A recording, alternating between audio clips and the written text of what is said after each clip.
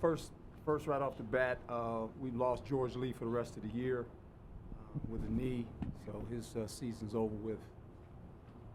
We're going to miss him dearly. His leadership, his ability to play football helped us a lot. So our prayers go out to him as he's going to have surgery, obviously. Oregon, obviously very experienced football team on both sides of the football. Really good defensively, don't give up a lot of points. Play a lot of man-to-man in the secondary. That'd be a good test for us. Offensively, pretty balanced. They've got a veteran offensive line. They like to run the football. Quarterback, obviously, is very talented. One of the better quarterbacks in the country. So we'll have our hands full with these guys. Our deal is real simple. We have to stop playing from deficits.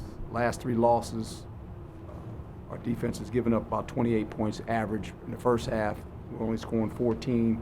In the second half of football games, our offense is scoring about an average of 17. We're only giving up 8 points. So we got to get out of this deficit thing. We've been in too many deficits early, and we find our way climbing uphill in games, and that's never a good sign. You definitely don't want to get into deficits against these guys because they're very good on defense, and they don't give up a lot of points. They're good in all phases of it, third down, red zone. They can rush the passer. They do a lot of things very well. Questions? Michelle Gardner, Arizona Republic. That's all right. Bad day. Coach, after 4 tough losses, and now Oregon playing very well coming in here, how do you get your team mentally right, and what do you tell them to kind of get them ready? It's real simple. You're playing one of the better teams in the country. They're trying to present themselves as one of those teams that are selected in the bowl in the playoff situation. We know that. So I think our guys are well aware who we're playing and what they bring when they play football on either side of the football. I think our players know exactly what they're dealing with. Now, maybe not our young players so much because they didn't play them last year, but the guys that were in the game last year understood the type of team we're playing. And as I said, they got a lot of experience. They've got a lot of experience. They played together for a long time. I think of their defense, 8 of them are, juniors and seniors. So they played together. Their offensive line has played together for a while too. Quarterback came back for another year, obviously. So they're a really good football team. So that's what our players know. Hod Rabino, Devil's Digest. Herm, after the game, you said that the decision to go the 2-point conversion was because you felt momentum was on your side. Yeah. In your opinion, what's the difference between having momentum going for a 2-point conversion rather than having momentum being okay with the game going into overtime and building on that same momentum? Well, I wasn't trying to tie a football game. We went on an 11-play drive for 90 yards. I felt like we had the momentum of the game going. And when I looked at it, it was very simple. For me, it was, we've gone 90 yards. We converted a 4th and 8 for a touchdown. We can't make 2 yards? We can't make 2 yards. We just went 90 to score. And then when you make it, you put them in a position where all of a sudden they got about 1:40 left, 2 timeouts, and you put the onus on them. And their kicker hadn't been kicking well. So if you look at the last 3 series of defense, we stopped them actually 3 times. So I wanted to put the pressure on them, and I'm not playing to tie. We're trying to develop a program here where we want to win games. When you've lost 3 in a row and you're on the road, I'm not playing to tie the game and try to go overtime. I don't want to do that. I'm going to try to win. And I went 90 yards, 11 plays, and I'm going, we can't make 2 yards, really? That's just me. And I'll take it, and anytime you do something like that, there's always 2 sides of it. Someone's, well, you should tie it. I'm not trying to play the tie. I want to take the lead and go, okay, you guys haven't played behind all day. We just went 90 yards on you. My defense has stopped you 3 times in a row on 3 possessions. I'm saying, okay, let's see what happens now. So that was my thinking. And I would do it again, to be quite honest. That's just where I'm at with it. Coach Paul Richardson from the Sportscape. You talked about playing with the deficit. An interesting stat showed that the offense hasn't scored a first drive touchdown in almost a year. How does that? How do you rectify that part? You have to remind me of that. I see it, and I also see that the defense has given up first drives. They give up scores, first possessions. You know, we actually deferred. I'm one of those guys to defer on the coin toss. So knowing we're going to get what should be an extra possession in the second half if you play it outright, and I defer, and every time I defer, it's like, well, can we stop them? And they score. You know, so we got to get that fixed. I mean, and we're trying. It's not like it's not effort. Not effort. You can't fault this team as far as being effort-wise. I mean, you know, but we got to fix it. Got to find a way to stop it. We got to score and not allow them to score. It's real simple. So far we haven't done that. No, I've only said it once. Greg Moore, Arizona Republic. Coach, you've got a couple of games, high profile, ABC, ESPN. What's that say about your program? What's that say about the state of affairs right now? Well, I think it's in a place where people that watch us and view us know that we're trying to build a program with a bunch of young guys. And I think it's a team that when you watch them, it's going to be one of those games where you're not leaving because it's going to be close. And we just haven't won one of those in a while. You know, when you think about earlier in the season, went on the road, played Michigan State. Close game, we won that one. We had to play Cal when they were ranked. Pretty good football team, close, we won that one. Washington State comes in here and, you know, we win at the end. I mean, so we just have been on the bad side of it. And I'm not trying to play close games. Somebody told me, I was visiting with somebody, said, you like close games? No, I don't. I really don't. I would prefer to have a lead and play that way, but we haven't been able to do that. But I think most people know that view our games that we're a young football team, and I'm not using it as an excuse. It's just a fact. And when you make errors or you miss opportunities, I mean, I'm not going back and revisit the game, but we had some opportunities that we didn't take advantage of, quite frankly. And I'm not going to point out players or situations because I don't do that. But I think the players are well aware of that, and we have to stop doing that if we're going to win games. Doug Haller, The Athletic. On the 2-point try, did you have a lot of obviously you guys had confidence in the play that you sent out there? Did you like here's the situation. I think you got to understand this when you go in 2 points. We practice them all the time. There's numerous plays you can run. I do know this. There's two ways you got to view it. Either you're going to take the quarterback and use him to come on the perimeter and give him an option to run or throw, or you're going to give the ball to Eno. You're going to get it to him. Those are your two options. Those are your two best players. So how you choose it, how you decide it, that's another thing. When it doesn't work, why did you run that play? Right? I get it. I mean, when we started to drive on the 10, the conversation was real simple. When we score, we're going for 2. On the 10-yard line, we had to go to 90 yards. And the conversation I had with the guys up in the booth and with the quarterback, when we score, we're going for 2. You understand what I'm telling you? He says, yeah, we got it, coach. Now, we scored, we didn't make the 2. So we can revisit, say we should run another play, should have done this. Well, for me, I got 2 options. Quarterback, find a way for him to attack the perimeter, do something with him, or you're going to get the ball to Eno. Those are our 2 best players. And in my opinion, okay? And so how you structure it is how you structure it. I'm not calling the plays. That's not for me to do. I got to make the decision of this is what we're doing. And so let's go do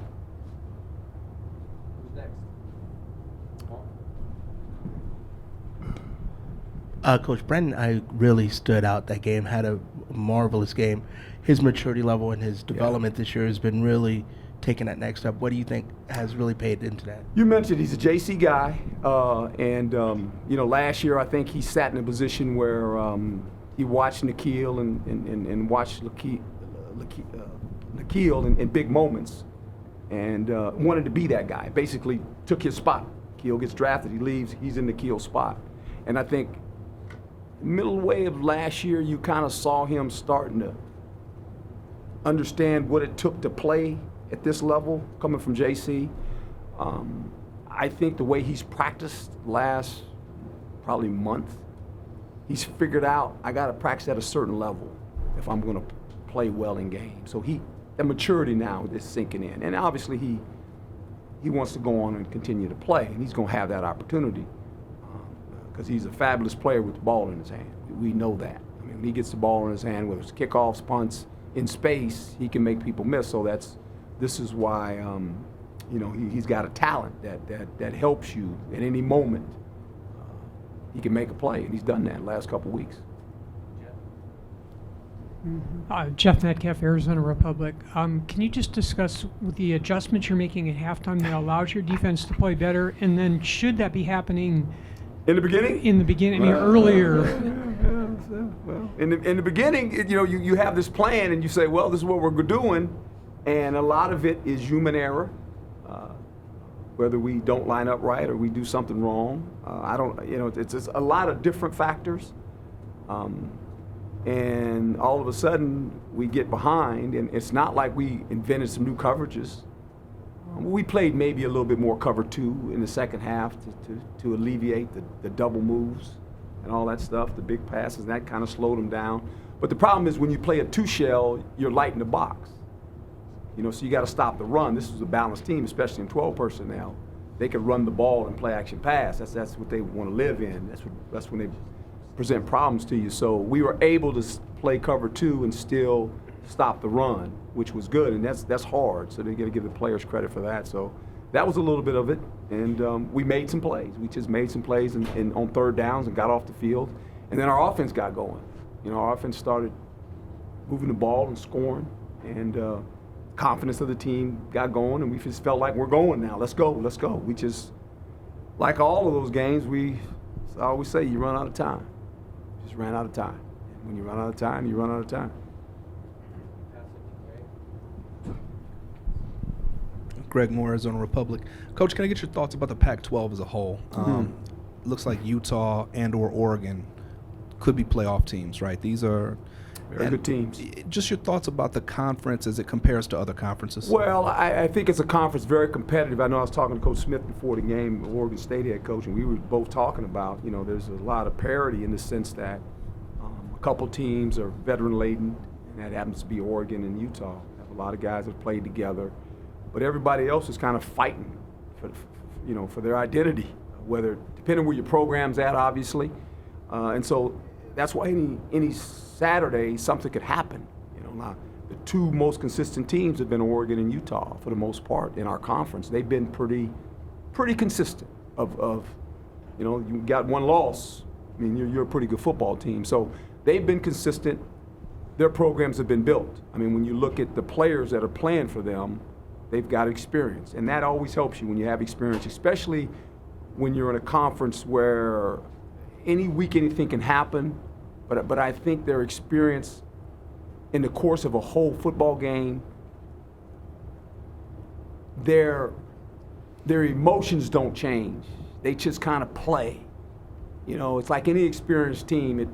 When you play another team that knows you're a good team, you gotta withstand that rush that team has. No, we gotta get out. We gotta get plays. And then the first quarter is kind of balanced, and all of a sudden they keep going. And the second quarter, they might get up a score or two, and then all of a sudden it just kind of the experience of it just takes over. And that's what those two teams have. That's why they've gone through the gauntlet unscathed, 9-1. That's a pretty good record in the conference. Coach Michael Caracino, Sports Hangover. To kind of piggyback off Brent, I mean, even like you said, halfway through last year, kind of started to see it, how to get on the same page with Manny, and Nikhil obviously had that advantage. Mm-hmm. But then even for all the receivers, but Brandon especially, to change up, have a freshman quarterback, like you said, could be the thing. What does that say about, him as a receiver and just the receivers overall in general? Well, it says a lot about him because I think he's one of the guys they look for, in big moments that they're trying to get him the ball. And he's been that guy. He makes the big, we got a 4th and 12 or something like that. People don't talk about that, in the game. 4th and 12, we had converted. We don't score. 4th and 12. And the line did a great job. They dropped 8 guys in coverage, and he found a little hole in the defense, and guess what? Young quarterback, Jaden, he just sat in the pocket and just waited. He just kept waiting and waiting and waiting. They were in the zones defense 5 underneath, 3 deep, and he just waited till it came open, and Brandon found the hole. He's got to make the catch, because if it doesn't, we're done. It's 4th and 12. We got to make that catch, on the big touchdown score. 4th and 8. We converted. They looking for him. He finds a way to get open. So it's just, he has that knack of the moments when we need him, similar to what Nikhil used to do for us. He made some big plays and big moments for us, some big catches, where if he doesn't make it, drives over, and we're done. So you got to give him credit for that. Coach, you said something a little earlier. You said that when we scored a touchdown, we're going to go for 2, but you didn't call the play. Has there ever been a time where you didn't call the play, but you overrode the play call for something that you... Yeah, there's some times where you go, no, I don't think we should do that one, but it was discussed. It was, like I said, it was at the 10-yard line when we had the ball. This is what we're doing. So I'm looking at the clock. I'm going, okay, if we play this right, we're going. You got 4 downs. Every time you have the ball and the quarterback knew it, you got 4 downs. We got to go score a touchdown. And so it was already discussed what was going to happen. Now, the play call is a play call. It's just, you make a call and you live with it. But there's sometimes, even defensively, sometimes when we're doing some things, I might get to Danny and say, Danny, you might want to try this, because they're doing this, and you might want to kind of settle down. Let's settle them down a little bit, and let's get them in this where we can just all say, line up and just play, and we don't have to worry about a lot of stuff. So sometimes you want to calm them down, and you have to be able to say that to the coach, and they get it. Sometimes you want to protect your defense, and you say, we got to run the ball some here. We got to slow these guys down, give our defense a rest. Let's let the clock go down before we hike the ball. All those kind of things when you're orchestrating the game and you're making decisions, because coaches they're looking at the call sheet. Okay, I'm looking at the game, and I'm watching the game on both sides of the ball, and I'm trying to figure out, what do we need now to help them, whether it's offense or defense? What do I have to suggest that they take this in consideration now? We need to do this, right? We need to get the runner going, or we need to get IU going, because I've seen some coverage now on certain plays. We need to do this defensively. We got to do this. So, yeah, I'm always involved in it that way. Coach Kirsten Susel, NBC Phoenix, 1 win away from bowl eligibility. How big of a topic of conversation is that with your team as the heat's kind of turning we up? talked about it. That you always, when you have an opportunity to get in the bowl, that's critical for your program. I think it would be really big for us because of how I'm thinking. If we have the opportunity to get in a bowl with all these young guys, it just speaks volumes, of what we can get accomplished. Those extra days of practice, all that stuff helps you, and there's obviously a rule that freshmen coming in, that are coming in the spring, they can actually practice. So that's another, so it's big. It's big. It's huge for our program to try to get that done, and we got 2 games to try to get that solved. Where has Jaden showed the most progress from where he was to start the season to where he is now? I think his ability to sit back and gather the information when he comes off the field and kind of know what to do. He's pretty wise in his youth as far as looking at things. I think the game that he didn't play helped him, to be quite honest, because he got to sit away from it and go, okay, it's slowed down for him now. Now, does he do everything right? No. And we talked. I told him, the one decision he made, and there's a couple, but the one, when we're at the plus 35, we're in 4-down mode. Well, we got to get it to inside the 25 to kick a field goal. You can't take a sack. You got to throw the ball away. And he knew when he came off the field. He said, "Coach," I said, "I got it, but this is where we're at." And he said, "Coach, we're good." He comes in. He came in. Comes in Monday. We sit and talk. We go over the game, and I said, "That's the one." And I know you're trying to make plays with your legs, but this is and that's what happens to guys that are athletic. They can extend the play, but eventually know when the journey's over, and just you got to throw it away, because we're going to go for it on 4th down. But when we got there, I had to punt. I can't go for it now. Now I'm 4th and 25 or something like that, and so you can't do it. So I'm trying to score, get in field goal range at that point, because all of a sudden that's big, You know, it's a big part of the game, and so he understands that, but he gets caught in trying to make a play. It's unique because when they call timeout on the 4th and 8, I'm sitting there and I go, hey, and he goes, Coach, I know. I said, what am I going to tell you? He says, if it's not open, I know, Coach, I can run for the first down. I said, exactly. I said, just if it opens up and you don't want to open, you got to go get it. Just like Michigan State, right? He said, yeah, Coach, I we said, okay. So we were on the same page, you know, because I went out on the field and say, look, now it's 4th and 8. This is it. This is money time. I said, if it ain't open, he said, Coach, I can make it. I said, okay, good. So we're on the same page. He gets it. You talked about maybe trying to calm things down sometimes on a given play, but from a head coach perspective, when you've lost 4 games in a row, what do you do to kind of keep things going on course, not get your team doesn't get too panicky and that sort of thing? Well, I thought we held our emotions pretty good. I mean, you know, I always look at fouls. We had a couple fouls on special teams. We had the one false start.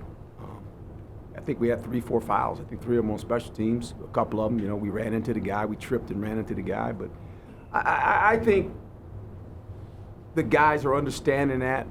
Now, I say that, and now we got Oregon coming in here, you know, so they'll be excited about playing them. And then I know you're going to mention the one after that, you know, because we know how that's going to be. That's just going to be, woof. That's going to be a whole different attitude, right? But I just think the more they play, and then when they're in these situations, the more it becomes normal for them. That's what it has to be. It has to become normal, where you go to the line, but you don't cross it. And I thought this week, you know, we got behind. We didn't panic, and we made a couple errors. You know, we turned the ball over at some bad times, and we got a turnover and didn't score. You know, you get a turnover, you got to score points. We weren't able to score. So I just think this week they did a pretty good job. Now we play Oregon here on national television. Hopefully it's another, you know, big game for them. And it's going to be crowded. You know, they got everybody watching. So how you going to act?